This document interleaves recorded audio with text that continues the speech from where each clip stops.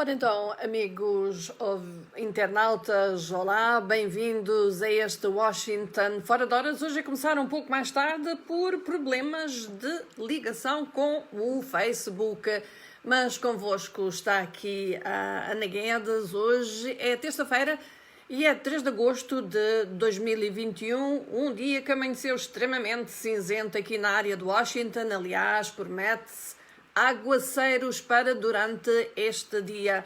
Aguaceiros, aliás, que vão ser a marca de todos os dias durante esta semana.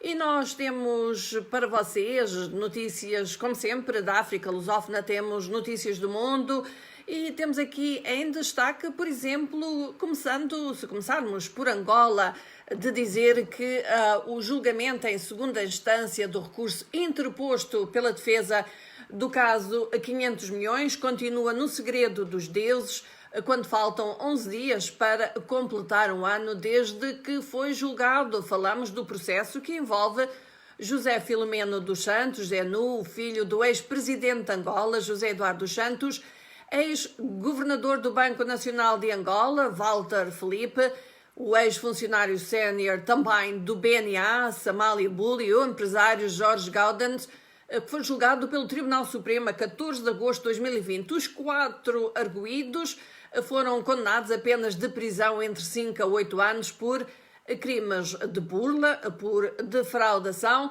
peculato e tráfico de influências. Os réus continuam em liberdade em função do pedido da defesa, que recorreu ao plenário do Supremo Tribunal. Sérgio Raimundo, o advogado de Walter Felipe, diz que a lei angolana não estabelece prazos para o julgamento dos recursos quando o réu se encontra em liberdade. Considera, no entanto, que a justiça angolana só anda depressa quando há interesses políticos. Fim de citação. O Novo Banco e a Caixa Geral de Depósitos de Portugal puseram uma ação contra a Empresa Nacional de Distribuição de Eletricidade, a ENDE, em Angola, que é pertença do Estado angolano, por causa de uma garantia dada pela empresa estatal ao crédito que, juntamente com o Millennium BCP, deram à Interfel Industries de Isabel dos Santos, que detinha 71,73% da EFASEC, entretanto nacionalizada. O Jornal Económico diz que os dois bancos, o Novo Banco e a Caixa Geral de Depósitos, o BCP, que tem a Sonangol como acionista com 19,4%, não acompanhou esta ação. Portanto, o Novo Banco e a Caixa Geral de Depósito decidiram executar judicialmente as garantias prestadas à Interfel Industries, conhecida por Interfel 1, pela estatal Empresa Nacional de Distribuição de Eletricidade. O valor das garantias ronda os 30 milhões de euros. Mais ou menos cerca de 34 milhões de dólares. Em causa está o crédito concedido pelos três bancos, a Isabel dos Santos ou às suas empresas, para comprar a EFASEC, sendo o Novo Banco o maior credor, e estava garantida por um aval pessoal de Isabel dos Santos e por uma garantia da empresa de eletricidade. Noutro processo, a Caixa Geral de Depósitos, o BCP e o Novo Banco colocaram uma nova ação contra Isabel dos Santos no valor de 26,98 milhões de dólares. E vamos agora até Moçambique, de dizer que connosco está a assistir a este Washington Fora de Horas o Cisco Mendes e também Jorge Correia. E como dissemos, vamos falar agora de Moçambique, onde o Parlamento aprovou hoje e por consenso das 3 bancadas ali representadas a chegada de militares estrangeiros para apoiar na luta contra os insurgentes que aterrorizam a província de Cabo Delgado há cerca de 4 anos. Numa sessão extraordinária, a Comissão Permanente, o órgão máximo da direção parlamentar, analisou a proposta da RENAM, o maior partido da oposição, que pretendia que se avaliasse a alegada violação da Constituição moçambicana por parte do chefe de Estado, Filipe Nyusi, a autorizar a entrada de forças estrangeiras sem ouvir os legisladores. No geral, a oposição considera que houve violação constitucional, no entanto, concorda que as forças estrangeiras são necessárias face à situação de instabilidade que os terroristas estão a gerar e à incapacidade das forças governamentais moçambicanas de sozinhas pôr em cobro à situação. Ainda assim, o Parlamento determinou que em outubro o Governo deve ir ao plenário prestar informações sobre o que se passa em Cabo Delgado, incluindo notícias e um relatório sobre a ação militar ali em curso. O ministro moçambicano do Interior, Ahmad Miquidad, diz que os terroristas que atuam na província de Cabo Delgado inicialmente estiveram envolvidos em atividades de garimpo ilegal e nas diferentes formas de tráfico no norte do país. E diz que é necessário impedir que estabeleçam as suas bases noutros pontos de Moçambique. O ministro falava durante uma parada policial em Tete e instruiu os diferentes ramos da polícia a intensificarem o combate à imigração ilegal para impedir os terroristas de expandirem as suas operações a outras províncias moçambicanas. O governante avançou também que as forças policiais devem investigar com profundidade as razões que levam os imigrantes a preferirem entrar de forma ilegal no país a procedimentos normais e legais, realçando que são estrangeiros que entraram ilegalmente no país, praticaram o garimpo ilegal e outras atividades ilegais e mais tarde manifestaram-se como terroristas. Fim de citação do ministro Ahmad Miquidad. Uma das províncias mais usadas por imigrantes clandestinos é a de Tete, que partilha uma extensa linha de fronteira com o Malawi, a Zâmbia e o Zimbábue. Só nos primeiros 3 meses deste ano foram neutralizados em Tete cerca de 4.600 imigrantes clandestinos. O porta-voz do Comando Provincial da província de Moçambicana em Tete, Feliciano da Câmara, assumiu a gravidade da situação porque, diz, infelizmente temos registrado com muita preocupação o envolvimento de muitos cidadãos, na sua maioria nacionais, na rede de auxílio à imigração ilegal. A África do Sul começa a mostrar o seu músculo militar no norte de Moçambique, com o primeiro contingente militar fortemente equipado em número de homens e equipamento em si, equipamento de guerra, no quadro das decisões tomadas pela Comunidade de Desenvolvimento da África Austral, a SADC, para combater o terrorismo protagonizado pelos radicais islâmicos que há anos mantém a província de Cabo Delgado a ferro e fogo. A chegada das Forças de Defesa Nacional da África do Sul, por terra, mar e ar, é uma resposta clara aos radicais islâmicos, mas observadores dizem que é também uma clara demonstração de posição e de marcação do território face à presença, desde o início de julho, de um igualmente forte contingente militar que inclui forças de polícia enviadas pelo presidente de Ruanda, Paul Kagame, e que provocou óbvio mal-estar entre os países membros da SADC. A força sul-africana é maioritariamente constituída por homens e equipamento, incluindo dezenas de veículos blindados de combate e de transporte de tropas da 43ª Brigada, com sede a norte de Pretória, que foram escoltados por forças moçambicanas entre a fronteira com Moçambique e África do Sul.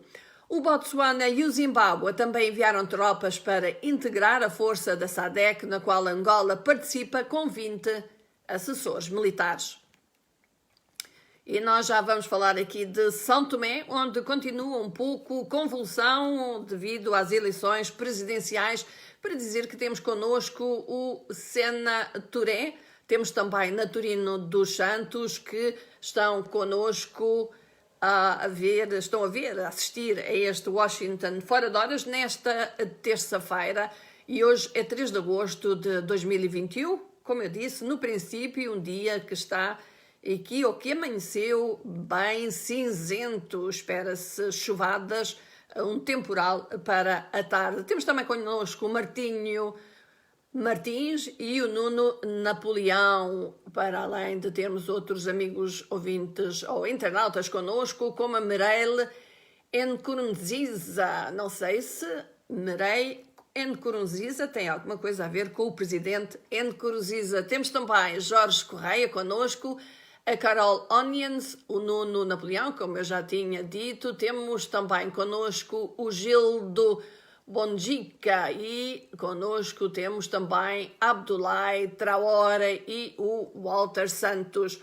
Mas nós vamos então continuar aqui com as nossas notícias e, como eu tinha dito, vamos a São Tomé e Príncipe, onde o Tribunal Constitucional decidiu ontem não mandar recontar os votos da primeira volta das eleições presidenciais, que tiveram lugar no passado dia 18 de julho, colocando fim à crise pós-eleitoral que foi criada depois de o juiz daquele órgão ter emitido 2 acórdãos com decisões opostas. Entretanto, uma fonte da Comissão Eleitoral disse à Voz da América, sob anonimato, que a segunda volta das presidenciais já não será 8 de agosto, conforme o calendário eleitoral, e que as autoridades terão de encontrar uma solução. Portanto, continuamos a ter problemas eleitorais em São Tomé. E isto depois de 2 acórdãos com decisões opostas, um com 2 juízes a defender a tal recontagem dos votos, como pediu o terceiro candidato mais votado, Delfim Neves, e o outro com os outros 3 juízes a não aceitarem o recurso. O Tribunal Constitucional voltou a reunir e a votar no mesmo sentido, mas o Presidente não emitiu na altura a decisão. Sem a confirmação dos resultados do passado dia 18 de julho, que indicaram que Carlos Villanova, apoiado pela ADI na oposição, e Guilherme Pócer da Costa, que tem o apoio do MLSTP-PSD no poder, passaram à segunda volta. A campanha não arrancou para esta segunda volta das eleições no sábado, tal como previsto. Com o novo acórdão, aguarda-se agora um novo calendário eleitoral. Vamos até a Guiné-Bissau. Onde é que estão os nossos amigos da Guiné-Bissau? Hoje aqui o Madame G15 reitera a sua confiança no seu líder e coloca água na fervura no conflito com o presidente Sissoko Embalo. O Conselho Nacional do Movimento para a Alternância Democrática, o Madame G15, aprovou ontem à noite uma moção de confiança ao seu coordenador nacional, Brahima Camará, e felicitou também o presidente da República, Umaru Sissoko Embalo, pela viragem histórica que proporcionou no plano de resgate da credibilidade interna e externa e da reafirmação da Guiné-Bissau no Concerto das Nações. Citamos: a moção de confiança foi aprovada por unanimidade e a resolução final foi votada pela maioria dos membros presentes na sala. 615 membros do Conselho Nacional, apenas um votou contra e houve 0 abstenções. Este posicionamento acontece depois de terem sido reveladas afirmações do Presidente da República e do líder do segundo maior partido no Parlamento e membro da coligação governamental que indicavam certo mal-estar entre as duas partes. O Conselho apelou ao Governo a serviço dos instrumentos de concertação e seguimento permanente e acordo de incidência parlamentar, nomeadamente o Comitê de Seguimento e a Cimeira de Líderes, para apreciar de forma preventiva questões sensíveis e de governação e de gestão administrativa dos assuntos correntes. E agora vamos falar aqui de Covid. Vamos falar de Covid em Moçambique, isto porque o presidente Filipe Nyusi considerou esta terça-feira que a imposição de mais restrições para a prevenção da Covid-19 seria atrasar mais o desenvolvimento do país, apelando ao cumprimento das medidas em vigor. De acordo com a Rádio Moçambique, Nyusi defendeu que continuar a confinar é interromper o desenvolvimento, isto mesmo no atual cenário de mais mortes, internamento e infecções. O chefe de Estado moçambicano fez um apelo veemente à população moçambicana para que respeite rigorosamente as medidas de prevenção do Covid-19. Disse ele: não interrompam, por favor, o desenvolvimento do país. Moçambique contabiliza um total acumulado de 1.479 óbitos e quase 125 mil casos, dos quais 76% recuperados. Há 501 internados. Ainda em Moçambique, o Ministério da Saúde arrancou em todo o país com uma nova abordagem no processo de vacinação contra a Covid-19. Nesta fase, as autoridades têm como grupos-alvo a população com 50 anos ou mais de idade, funcionários e agentes do Estado, incluindo professores não abrangidos nas fases anteriores, motoristas e cobradores de transporte de passageiros, bem como de motorizadas e bicicletas. Entretanto, Angola registrou de domingo, a segunda-feira, 105 novos casos de Covid-19 e 2 óbitos. No total, Angola tem 42.920 casos e 1.018 óbitos. Na Guiné-Bissau, o secretário do Alto Comissariado para a Covid-19 considerou que o aumento de casos no país, casos de coronavírus, no país é preocupante e salientou que que está relacionado com o incumprimento das medidas de prevenção. Plácido Cardoso afirmou que o aumento de novos casos e o registro de mais vítimas mortais demonstram que temos vindo a dizer que a Covid-19 existe, ainda está em circulação e o que justifica este aumento de casos é que as pessoas não cumprem minimamente as recomendações. A situação é preocupante, afirmou o médico. Atualmente a vacinação decorre apenas no setor autónomo de Bissau, Biombo e Bafatá, regiões onde há mais registro de casos. A Guiné-Bissau tem um total acumulado de 4.498 casos e 76 vítimas mortais. Em sentido contrário, Cabo Verde notificou apenas mais 8 casos entre domingo e segunda-feira. O menor valor diário dos últimos 7 meses. No domingo foram registrados apenas 2 novos casos. O arquipélago tem um total de 33.830 casos, dos quais 298 óbitos. São Tomé e Príncipe não divulga dados há 2 semanas. Até então registrava um total de 2.454 casos e 37 mortes. Ainda relativamente à Covid-19, mas agora na China. Um responsável chinês diz que todos os residentes da cidade de Wuhan serão testados para infecções por Covid-19 após o surgimento dos primeiros casos domésticos em mais de um ano. Houve pelo menos 3 novos casos de coronavírus registrados ontem, segunda-feira, em Wuhan e 90 em toda a China. O coronavírus ou o Covid-19, o vírus que provoca o Covid-19, foi detectado pela primeira vez, recordam-se, em Wuhan, em finais de 2019, e a cidade de 11 milhões de pessoas foi colocada sob rigoroso bloqueio em janeiro de 2020, durante 76 dias. Ora, já vamos a mais notícias aqui do mundo. Temos connosco o Cláudio Vidro, temos também o Nelito Sabino, temos ainda connosco o Beto Quintas e o Nuno Napoleão, que está também connosco, o Zé Carlos Duarte. Diz: em Angola o problema é mesmo fome, sede, subnutrição infantil, malária e a polícia, diz o José Carlos Duarte.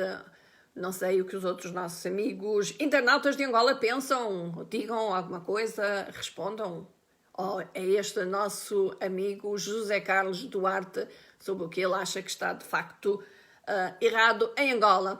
Temos também o Sebastião Domingos Simão, diz: bom dia companheiros, já estou ligado ao programa a partir de Lisboa, e ele é nosso amigo que nos envia sempre votos de paz para todo o mundo e um bom dia também.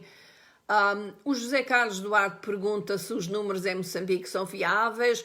Eu acredito que seja números de Covid-19, pelo menos são os números oficiais, são os números que são transmitidos às entidades oficiais e números também que são coligidos pela Universidade John Hopkins, que segue este tema de perto.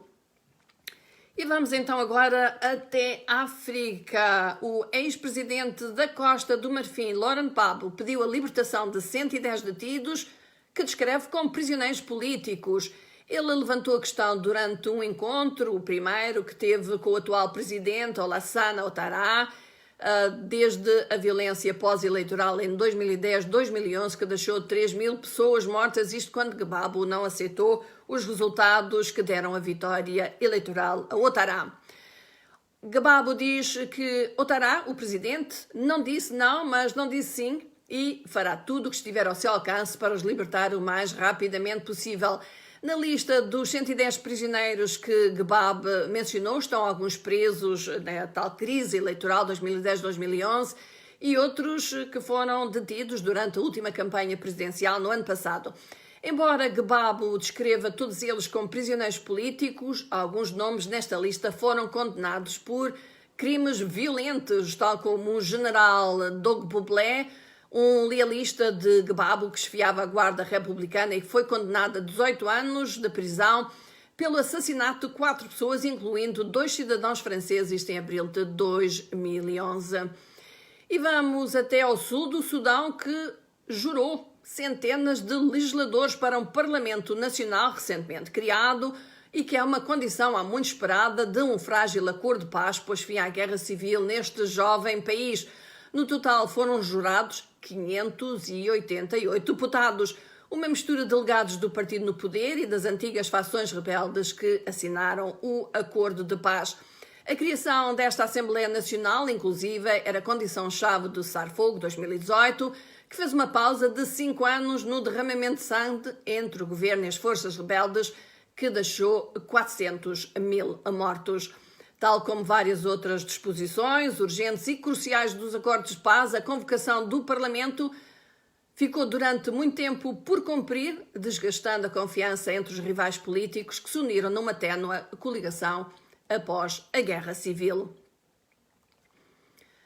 11 pessoas, incluindo 7 crianças, morreram quando um barco embateu numa rocha e se afundou no lago Tanganica, ao lago da costa da Congo Democrático, no fim de semana, segundo as autoridades locais. Os naufrágios de barcos são frequentes no Congo Democrático, muitas vezes com pesadas perdas de vidas humanas. Este país tem poucas estradas transitáveis e as rotas fluviais e lacustres são alternativas comuns. Em Madagascar, autoridades detiveram 5 generais, bem como altos funcionários da polícia relacionados com uma tentativa falhada de assassinato do presidente Andry Rajoelina, isso segundo o Procurador-Geral da República. Até à data, 21 pessoas foram detidas e estão a ser investigadas, incluindo 2 cidadãos franceses suspeitos de envolvimento na tentativa. Entre as últimas detenções, polícias e militares nacionais e estrangeiros reformados e 5 civis, segundo a Procuradoria. As autoridades apreenderam também $250 mil, 2 carros e uma espingarda. As notícias sobre o plano de assassinato surgiram após vários meses de turbulência, com ameaças dirigidas a jornalistas que relatavam a pandemia do coronavírus num país e uma fome crescente no sul também daquele país. O presidente da Nicarágua, Daniel Ortega, vai concorrer a um 4º mandato consecutivo, 5 anos, nas eleições de 7 de novembro, onde será confrontado com o ex-guerrilheiro do anti-sandinista Contra, após a detenção dos seus 7 adversários potenciais mais sérios. A sua esposa, Rosário Murillo, foi também nomeada como candidata para um 2º mandato como vice-presidente de um país de 6,5 milhões de habitantes.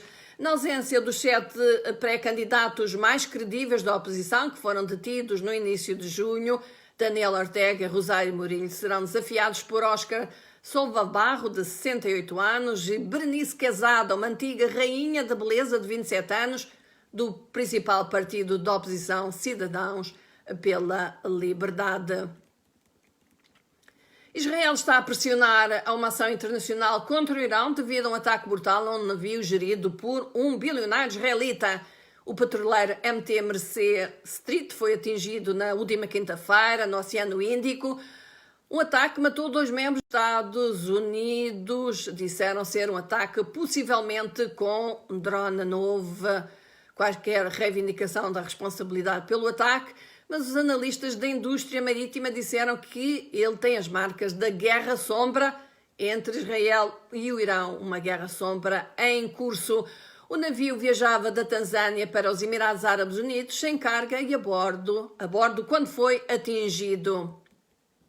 O Irão afirma que responderá, aliás, prontamente a qualquer ameaça contra a sua segurança, isto depois dos Estados Unidos, Israel e a Grã-Bretanha o terem culpado pelo ataque ao petroleiro que é gerido por Israel ao largo da costa de Omã e negou qualquer envolvimento no alegado ataque com um drone. Entretanto, tomou hoje posse como conservador Ibrahim Raisi, isto num país cujas esperanças de sair da crise económica dependem de reavivar um acordo nuclear com as potências mundiais. Raisi substitui o presidente moderado, Hassan Rouhani, cuja realização histórica foi precisamente a assinatura do Acordo Nuclear de 2015 entre o Irão e as 6 grandes potências.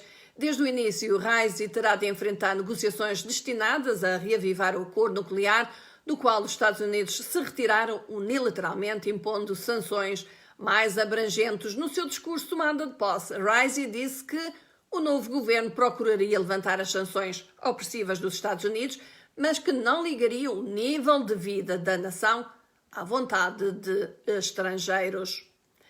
E vamos agora até ao Afeganistão, onde a situação está cada vez mais delicada, e isto devido ao avanço dos Talibã sobre as capitais provinciais, depois de terem tomado conta de várias áreas rurais. E os residentes de uma cidade afegã sitiada exatamente pelos talibãs foram instados a evacuar nesta terça-feira, quando o exército prepara uma grande ofensiva contra os rebeldes talibãs após 3 dias de violentos combates. Os talibãs, como eu disse, tomaram controle de grande parte do Afeganistão rural desde que as forças estrangeiras começaram a última fase da sua retirada no início de maio, mas estão agora concentrados na captura de capitais provinciais, onde enfrentam uma resistência mais elevada.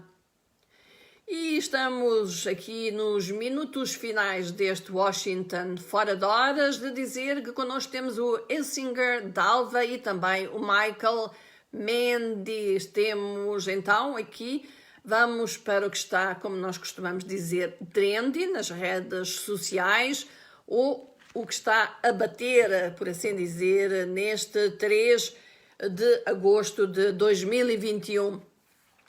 Se as músicas pop, como os Furacões, fossem avaliadas numa escala objetiva, de acordo com a sua capacidade de devastar a paisagem cultural pop, então a música que alcançou o topo das paradas pop americanas neste 3 de agosto, ou no 3 de agosto de 1996, foi o monstro de categoria 5.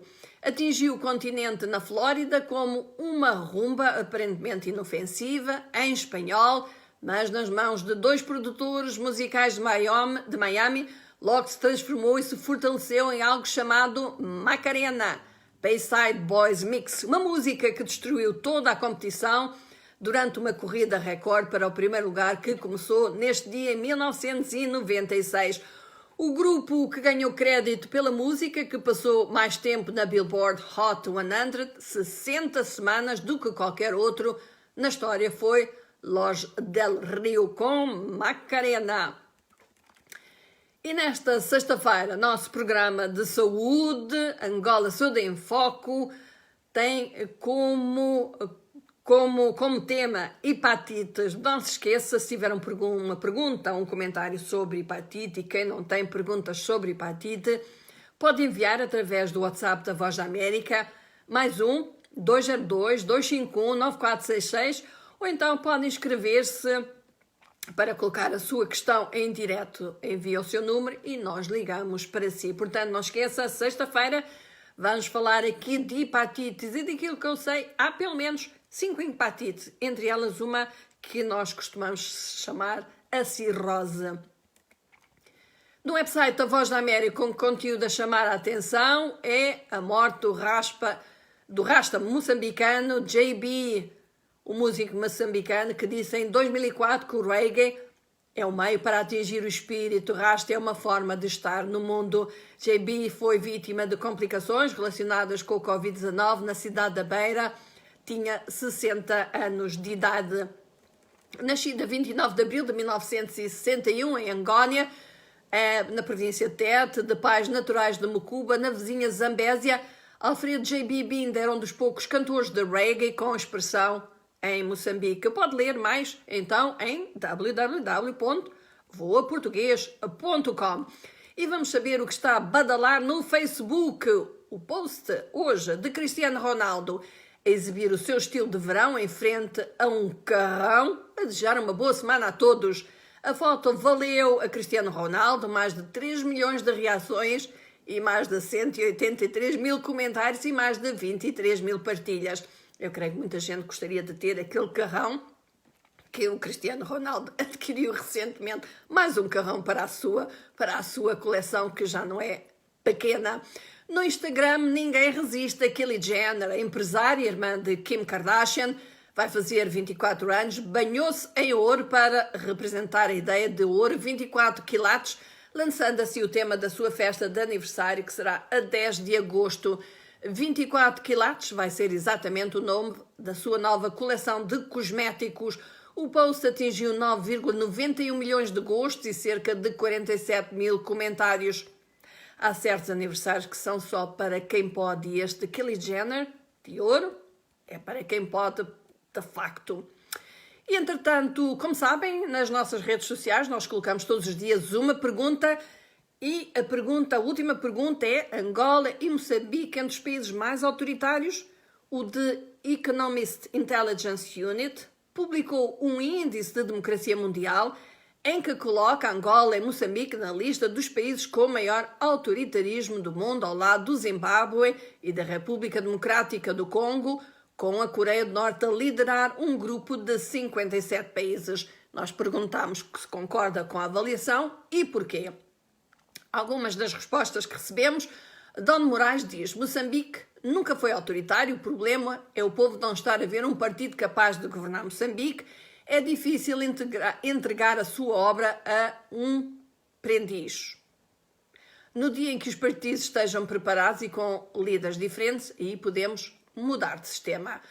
O Malcolm Sholani diz: estou plenamente de acordo, pena não existir classificação pior, vivemos com os mafiosos disfarçados em políticos. O Rosário Alfredo diz apenas: não concordo. E o Emílio Chum diz: Moçambique deve ganhar o primeiro lugar. Ora, aqui fica o nosso convite a todos os nossos amigos internautas que visitem a nossa página no Facebook, Voa Português, e nos digam a sua opinião exatamente se acham que Angola e Moçambique, tal e qual como o The Economist Intelligence Unit, está entre os 57 países considerados mais autoritários do mundo. Digam-nos da sua justiça. Nós esperamos as vossas respostas e não esqueça, todos os dias a Voz da América tem uma pergunta em que pedimos a opinião dos nossos estimados ouvintes, dos nossos estimados internautas. E pronto, neste dia 3 de agosto de 2021, despede-se Ana Guedes, com votos de que tenham um bom resto de dia de terça-feira. Nós voltamos amanhã para mais 30 minutos do Washington Fora de Horas. Até lá, fiquem bem, um abraço para todos e, como sempre, estamos juntos. Bye, bye.